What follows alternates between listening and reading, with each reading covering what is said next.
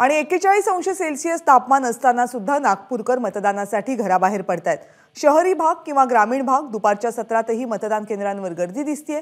सकाळच्या सत्राच्या तुलनेत मतदारांची रांग काही प्रमाणावर आता ओसरलेली असली तरी तापमानाचं कारण देत मतदार राजा घरी बसून राहत नाहीये, घराबाहेर पडून मतदार मतदान करतायत।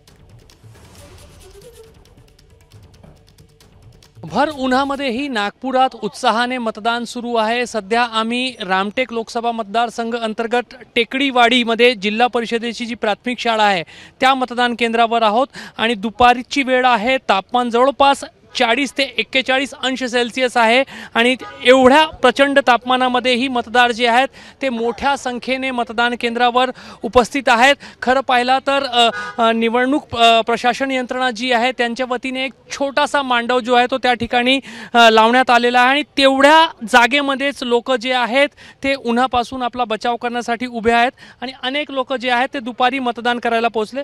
तुम्ही तुमचं मतदान केलं आहे का आणि तापमानाचा त्रास होत नाहीये की राष्ट्रीय कर्तव्य जास्त महत्त्वाचं आहे? राष्ट्रीय आमची जी आजची जबाबदारी आहे ती आम्हाला महत्त्वाची आहे। आम्हाला खूप उत्साह आहे। या तापमानामध्येही प्रशासनाजवळनं खूप चांगली व्यवस्था केलेली आहे।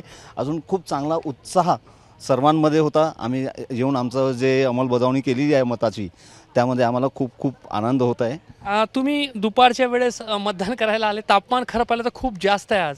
हो, पण आपलं नागरिकाचं कर्तव्य अगोदर आहे की आज मतदानाच्या दिवशी आपण आपले कामं सोडून मतदान करायला यायचं।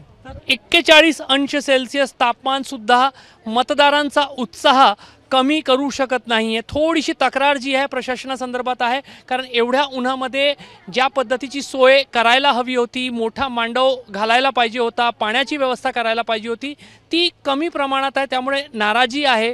नाराजी असली तरी लोक मतदानाचा राष्ट्रीय कर्तव्य बजावत आहे, ही एक सकारात्मक बाब आहे। कॅमेरामॅन अतुल हिरडेसह रजत वशिष्ठ, एबीपी माझा, टेकडीवाडी, नागपूर। एबीपी माझा, उघडा डोळे बघा नीट।